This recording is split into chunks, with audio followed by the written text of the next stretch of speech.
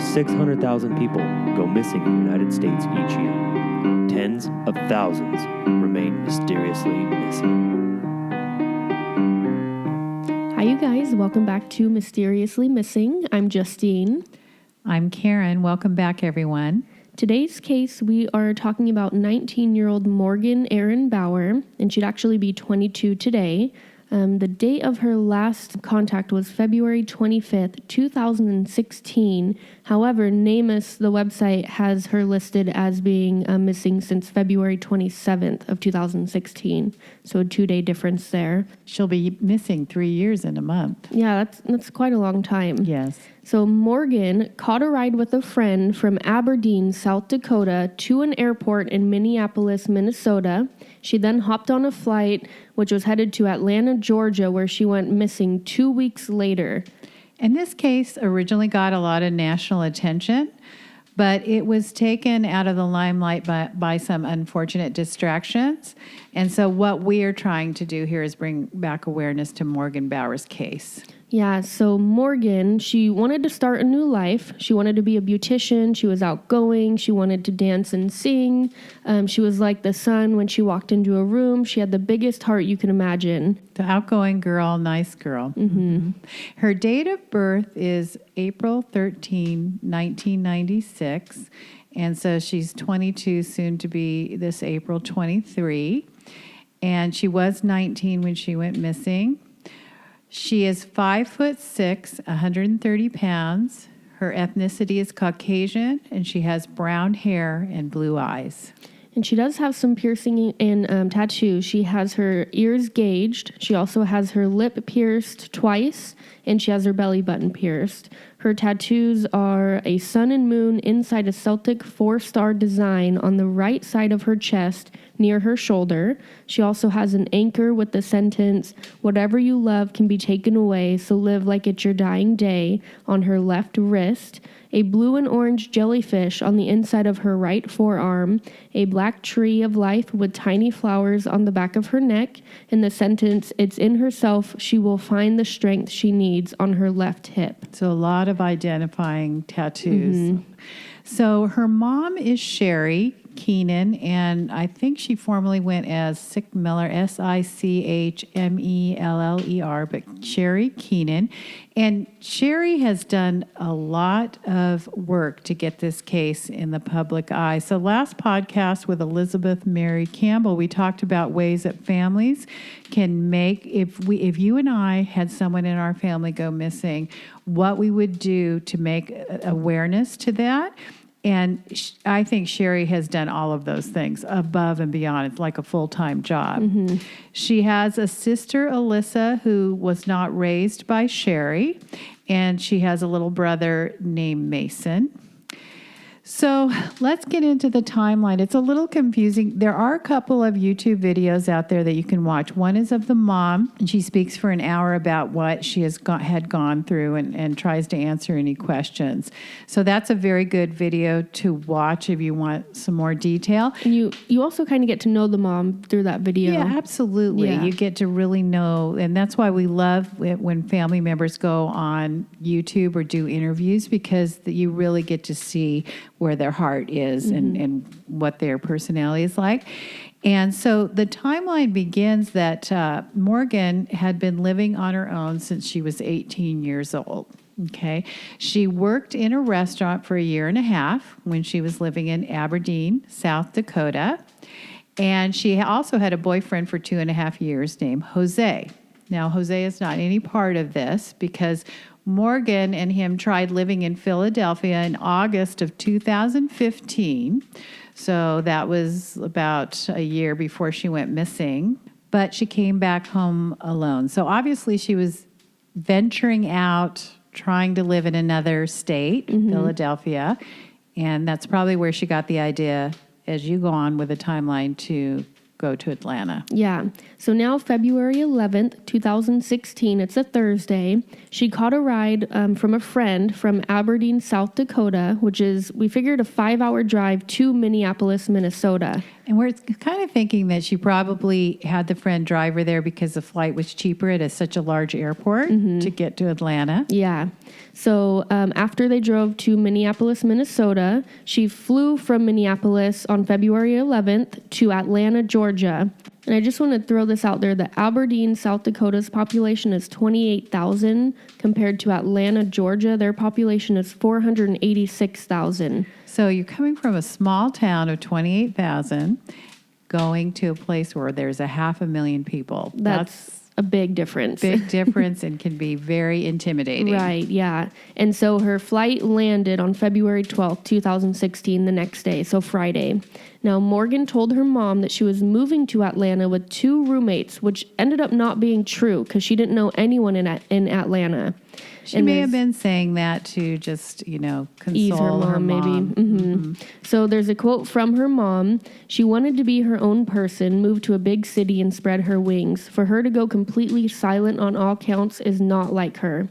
And there is another quote. I didn't want her to really go to Atlanta. It was something that was really worrying me, but Morgan does everything 100%. She's a go big kind of girl. So she just wanted to get out there, like every teenager. Yeah. So Morgan's mother says her daughter had arranged to stay with the man she met on Craigslist, offering to clean and do other chores in exchange for rent until she settled into a job. So she didn't have any money, really.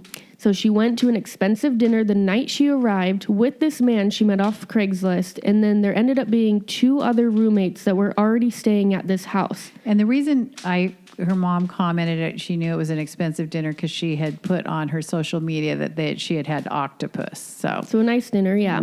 She went looking for work the next day, and when she got back to the house, she found her belongings outside with a note to not return. So this guy she just met, she moves in for one night basically and gets kicked out the next day. Something transpired. Yeah. Because... So no one really knows why this happened or if she even got all of her belongings back. So maybe he just threw a couple bags out and said, get out of here. But no one knows why this happened. Outside. Exactly. So she ended up checking into a hotel. I'm wondering how she paid for that hotel. I was thinking about that too, yeah, because she didn't have a job. She was out looking for a job. And this hotel was in Lawrenceville, which is 30 miles east of Atlanta. So she probably took a bus or maybe taxi, but again, that would cost money. However, she checked into another hotel in Gainesville, which is 30 miles north of Lawrenceville. So the first hotel in Lawrenceville was 30 miles from Atlanta. Now she drove another 30 miles to Gainesville. So 2 different hotels. And this one's 60 miles outside of Atlanta. Right. So while she had minimal cash on her at the time of her arrival in Atlanta, she was expecting her tax return to be loaded onto an H&R Block card in her name. So maybe she was using a credit card and then think she was going to pay off the hotel, or maybe she talked the clerk into saying, let me stay here, my money's coming. But yeah. Also, transportation, how is she getting around, when it costs some money to take public transportation? Because she did not rent a car out there. So February 25th, 2016, so this is a couple of weeks later, she had worked for about a week as an exotic dancer in Gainesville. So now she's starting to make money so she can pay for the hotel.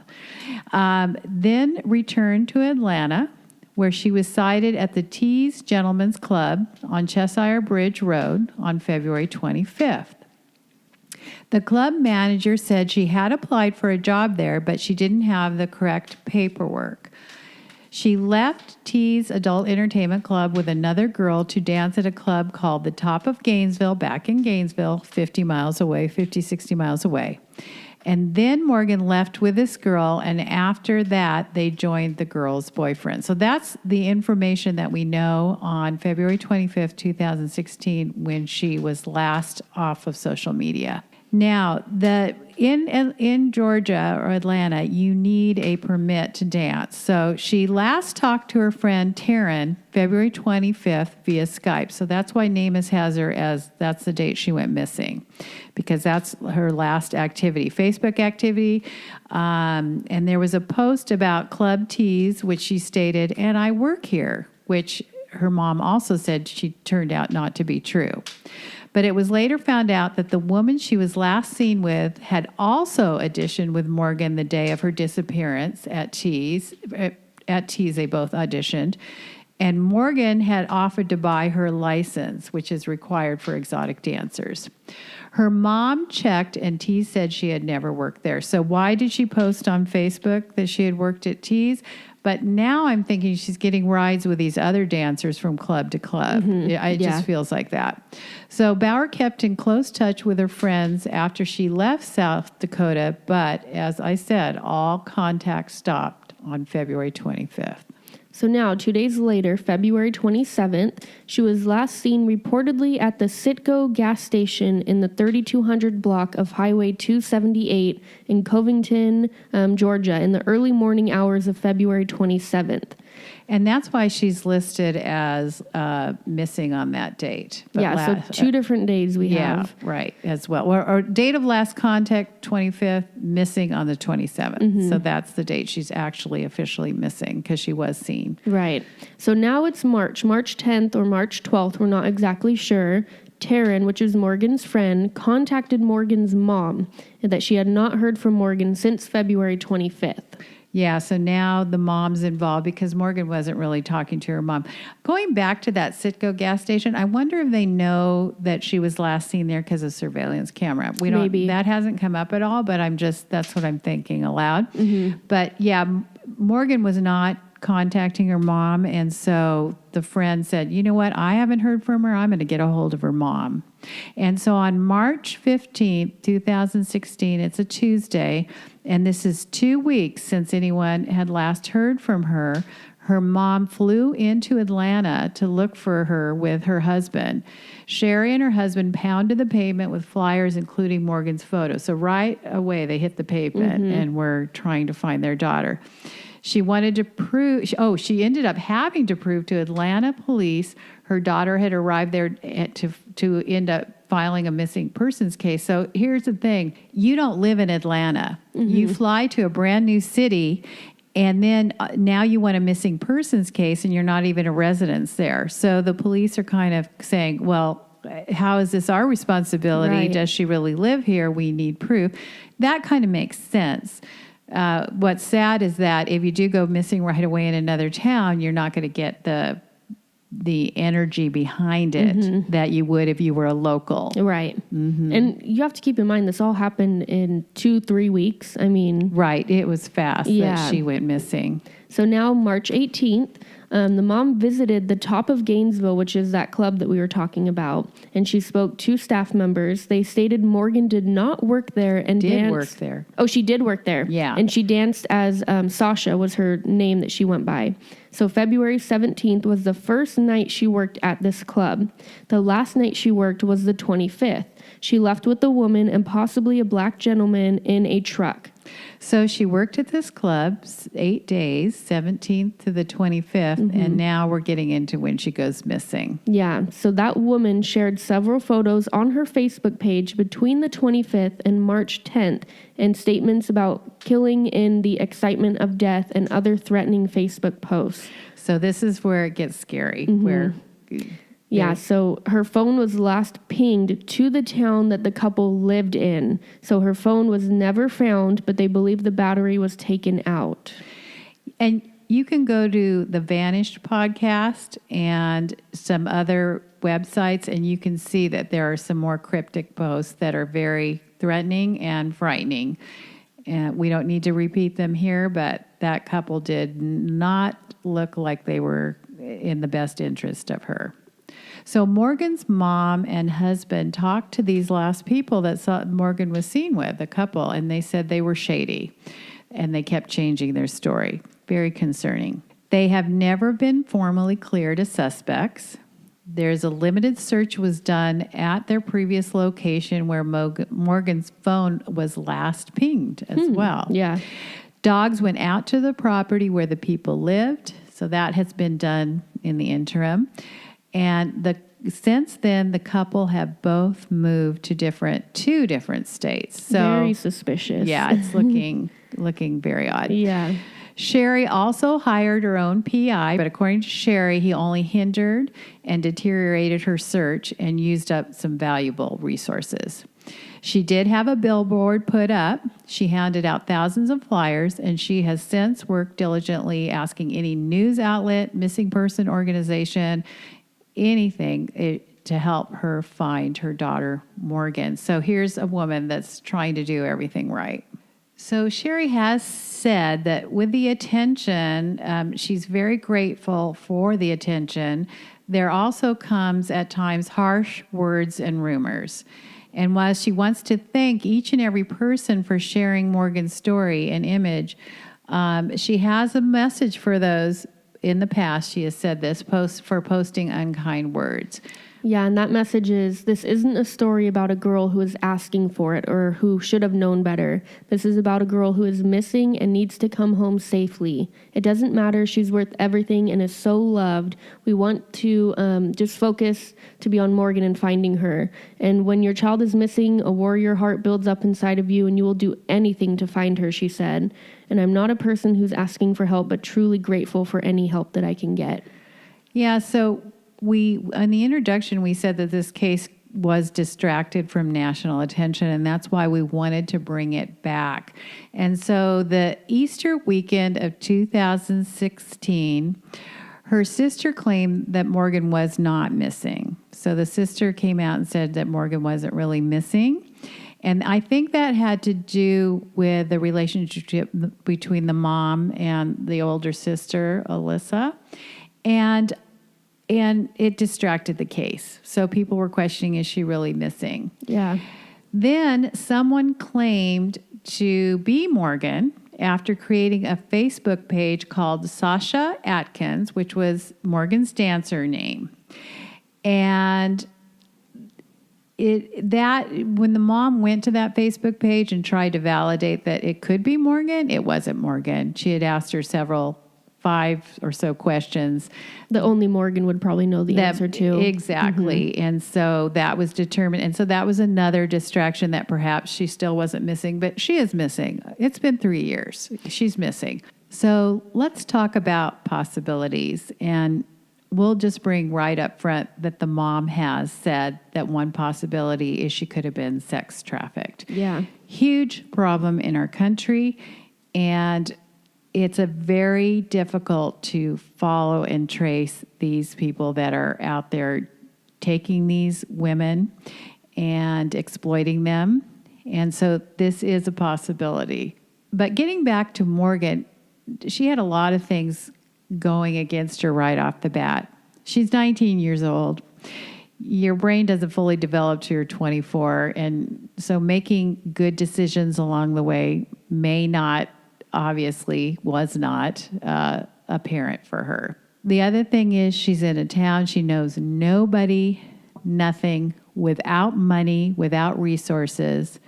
And then she enters a business that is shady, edgy, scary, and you could end up in some very dark places by exotic dancing at night. Yeah, and the two people that she was last talking to, the girl that she met at the dance club and her boyfriend, who Morgan didn't know at all, that just is like a red flag for me. Big red flag. A lot of people are saying that. I mean, it just is a big red flag.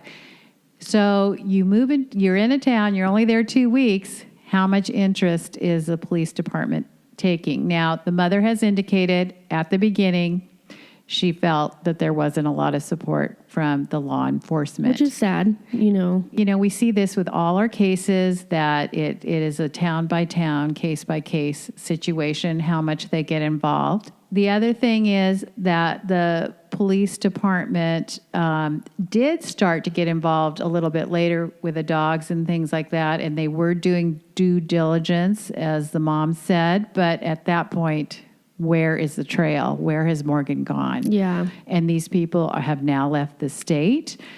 And Morgan's phone was the last pinged in their town. I know. Everything's pointing that direction. To those two people. Yes. So and now what they're do just they gone. know exactly? And how do you get to another state? Now, the mom knows who these people are, and she's not allowed to say because this case is still an open case.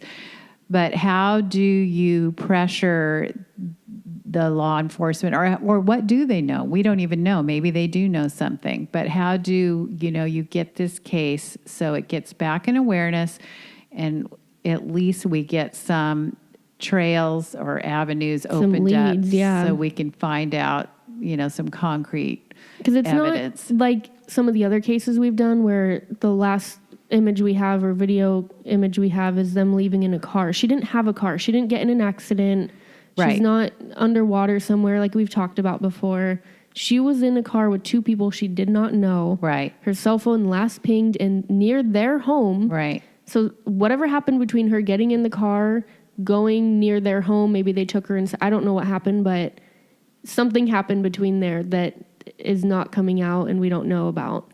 Yes. I mean, we can talk about other possibilities, but it sure points that way. The other thing is somebody from the club could have been stalking her, grabbed her. Those people could have said something, but their little comments on Facebook, which were very threatening and dark and shady, it doesn't look good. Yeah. So we would hope that the police would start doing some more activity on this case, and perhaps they are and not speaking about it, but we also wanted to do this so we could bring more awareness to the case. So let's go over some Facebook pages that we have for Morgan. The one that was created by her mom is Missing Morgan Facebook page. So you can go there, and her mom is very active on there. Yeah, and there was a recent post by her mom on December 23rd, 2018. She shared a video and it said, "I'm finding it difficult to come up with words. This will be my third Christmas without my daughter." So she's active on there. You can go on their Facebook page. There's pictures. There's a lot of people commenting, just trying to get everything out there and get, any information that we can. Like we mentioned, there is another podcast, the Vanish podcast, but that was done November 2nd, 2017, so over a year ago. Right. And then there's another resource. There's a Morgan Bauer is Still Missing petition.